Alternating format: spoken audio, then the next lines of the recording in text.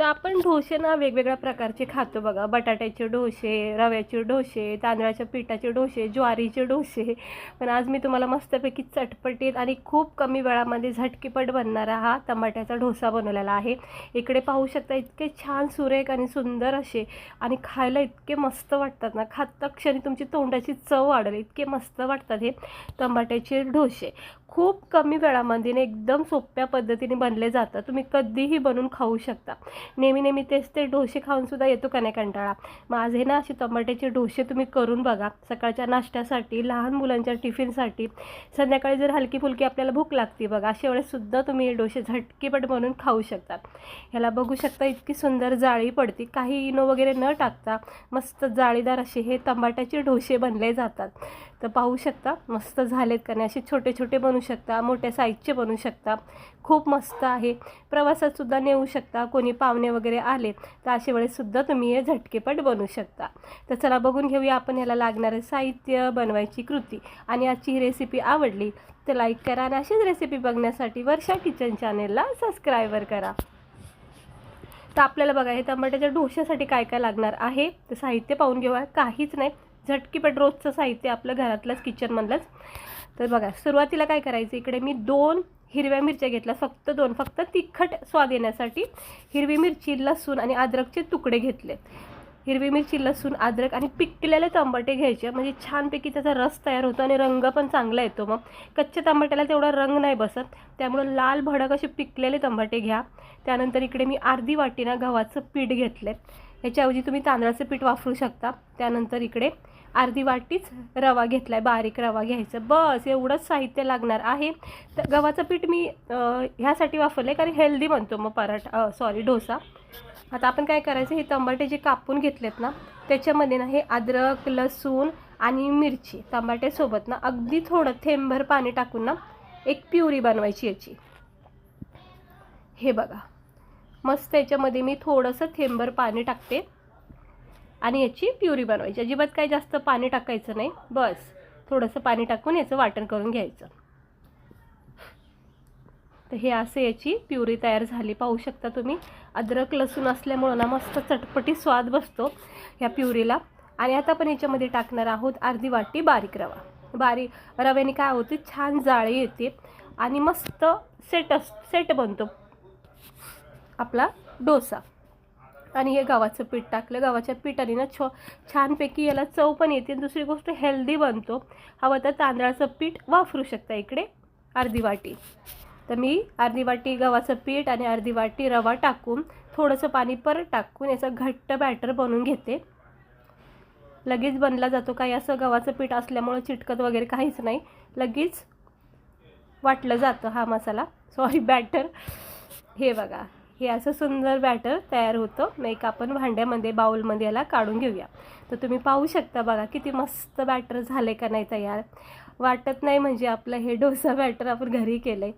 अगदी असं वाटतं का नाही रेडीमेड असं बॅटर आणलं डोशाचं. इतकं छान थिकनेसपणा आहे याच्यामध्ये.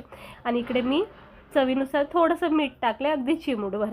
इनो, सोडा वगैरे काहीच टाकलं नाही. पण तुम्ही बघा याला किती छान जाळी तयार होईल, कारण ह्याच्यामध्ये ना आपण रवा टाकला आहे. रवाच सुंदर जाळी देतो प्रत्येक डोशाला. हे बघा असं थोडंसं जरा 1-2 मिनटं मिक्स करून घ्यायचं, म्हणजे थोड्याफार काही गुठळ्या असतात तर मग त्या मॅश होतात. चला आता आपण मी डोसा पॅनवर मी थोडंसं तेल लावून सेट करून ठेवलं आहे गरम व्हायला. लगेचच आपण करून घेऊया. स्लो गॅस ठेवायचा, अगदी स्लो ठेवायचा. थोडंसं तेल टिश्यू पेपरने लावून घ्यायचं तव्याला पूर्ण आणि प्रत्येक वेळेस असं मिक्स करूनच बॅटर तव्यावर ओतायचं, नाही तर मग काय होतं खाली तळाला चिपकलेलं असतं. आता बघा तुम्हाला ना लहान मोठे ना जसेही तुम्हाला हे डोसे आवडतील तसे तुम्ही करू शकता. तर मी जरा विचार केला की छोटे छोटेच बनवा, मस्त वाटतात मग खायलासुद्धा. हे बघा असं थोडंसं बॅटर घ्यायचं हलक्या हाताने, याला असं कडीने आणि मग थोडंसं अलगद मधी फिरवायचं. बस हे बघा असं हलक्या हाताने याला फिरवत राहायचं. बस आता ह्याला जाळी यायला तयार झालेली आहे. गॅस स्लोच ठेवायचा, अजिबात वाढवू नका. स्लो गॅसवरच ह्याला वेळ द्या, पूर्णपणे जाळी तयार होते. त्यानंतर जो ओला बॅटर दिसतोय का वरचा ओतल्याला, तो जोपर्यंत पूर्णपणे सुकत नाही ना तोपर्यंत अजिबात पलटी करू नका. ही मी तुम्हाला एक टिप्स सांगते. हे जो पण ओला बॅटर दिसतो ना वरचा, हा पांढरा रंग म्हणजे बॅटरचा, तो पूर्ण सुकेपर्यंत असा लाल लाल रंग कडीकडीने जो दिसतोय ना, पूर्ण डोश्याला येईपर्यंत पलटी करू नका. इकडे पाहू शकता सगळा ओला बॅटर कसा सुकत चाललाय, म्हणजे खालची जी साईड असते ना ती कडक पण होते, चिटकत नाही, काही नाही, आणि वरून सुद्धा मग भाजला जातो. हे बघा पूर्ण सुकून गेले का नाही वरचा बॅटर. असं झालं की मगच पलटी करा. बघा अलगद मग ते निसटला जातो. आता मग ह्याला कड्या पहिला सोडून बघायच्या आणि मग आता आपण मस्तपैकी याला काढून घेऊया. काही पलटी करायची गरज नाही, कारण वरून छानपैकी भाजला आहे. तर तुम्हाला हवा असेल तर थोडंसं पलटी करून पण भाजू शकता, काही हरकत नाही, किंवा असाही काढला तरी चालेल, कारण वरची साईड खूप छान भाजलेली आहे. आणि पाहू शकता बघा खालून किती मस्त भाजला का नाही, सुंदर. हे असे छानपैकी लाल भडक टमाट्याचे पराठे करा, डोसे करा. आता दुसरा बॅटर पण घ्यायचा आणि टाकायच्या अगोदर थोडा वेळ त्याला असं मिक्स करून घ्यायचं. हे अशा पद्धतीने मिक्स करायचं आणि मग परत एकदा सेम प्रोसेसने असं बॅटर पॅनवर ओतून हलक्या हाताने याचा गोल आकार द्यायचा. अजिबात घाई करायची नाही. बस आता मी इकडे छोटे केलेत, तुम्हाला आवडेल तसे मोठे करू शकता. आणि थोडा वेळ द्यायचं. परत एकदा सांगते, हे सगळं वरचं जे ओलं बॅटर आहे सुकेपर्यंत वेळ द्यायचा. कडीकडीने असं थेंब थेंब तेलसुद्धा सोडू शकता. अजिबात पलटी करायचं नाही. हे बघा हे असं सुकत चाललं की मग बॅटर आपला वरून पण, डोसा आपला वरून पण शेकला जातो आणि खालून पण छानपैकी शेकला जातो. मस्त रंग आलाय बघा. वा वा वा, काय मस्त जाळी आली आहे. सुंदर वाटतो का नाही, एकदम लाल भडक असा डोसा टमाट्याचा. आता हे पूर्ण सुकेपर्यंत मी वाट बघितलेली आहे. अति घाई बोलतात ना, आपण कुठल्याही गोष्टीला घाई नाही करायची. बघा किती सहजपणे हा सुटला जातो, अजिबात चिटकत नाही आहे खाली. आणि आता मी हे तुम्हाला पलटी करून दाखवते. सुरुवातीचा पलटी नव्हता केला, पण हा मी तुम्हाला पलटी करून दाखवते. हे पहा मस्त झाले का नाही, एकदम सुंदर असा लाल भडक टमाट्याचा पराठा. माझ्या तोंडामध्ये पराठा येतोय, इग्नोर करा त्या गोष्टीला. डोसे मस्त तयार झालेले आहेत टमाट्याचे. बस दोन्ही बाजूनी छानपैकी भाजलाय. आता मी हे काढून घेते टमाट्याचा डोसा. मस्त वाटतोय बघा किती छान झालाय.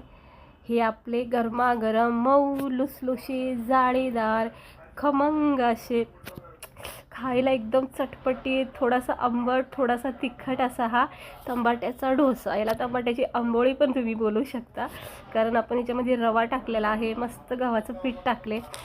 आणि हा आपला टमाट्याचा डोसा किती सुंदर दिसतोय बघा, किती छान जाळी आली का नाही. कुठलं इनो सोडा वगैरे न टाकता सुद्धा याला सुंदर अशी जाळी आलेली आहे. गरमागरम खोबऱ्याच्या चटणीसोबत, बटाट्याच्या भाजीसोबत हा इतका छान लागतो ना खायला. म्हणजे तुम्हाला पहिल्याच घासात मिरची लसूणचा जो स्पायसीपणा आणि टमाट्याचा जो आंबटपणा, चटपटीतपणा जाणवल ना, मस्त कॉम्बिनेशन बनतं ह्या डोश्याचं. नक्की करून बघा, खूप आवडीने खातात. कधी केले नसतील तर एकदा तरी करून बघा. हे टमाट्याचे जाळीदार डोसे खूप मस्त वाटतात आणि टिफिनला तुम्ही नेऊ शकता. भाजी वगैरे चपाती करायचा कंटाळा आला तर अशा वेळेस थोडीशी खोबऱ्याची चटणी आणि हे डोसेसुद्धा नेऊ शकता. लहान मुलाला देऊ शकता. कोणी पाहुणे वगैरे अचानक आले तर त्यांच्यासाठी सुद्धा हा बेत बनवू शकता. खोबऱ्याची चटणी, बटाट्याची भाजी, बघा सगळेजण आवडीने खातील. तर कसं वाटलं तुम्हाला आपला हा टमाट्याचा डोसा? आवडला असेल तर करून नक्की बघा आणि अशीच रेसिपी बघण्यासाठी चॅनेलला सबस्क्राईब करा.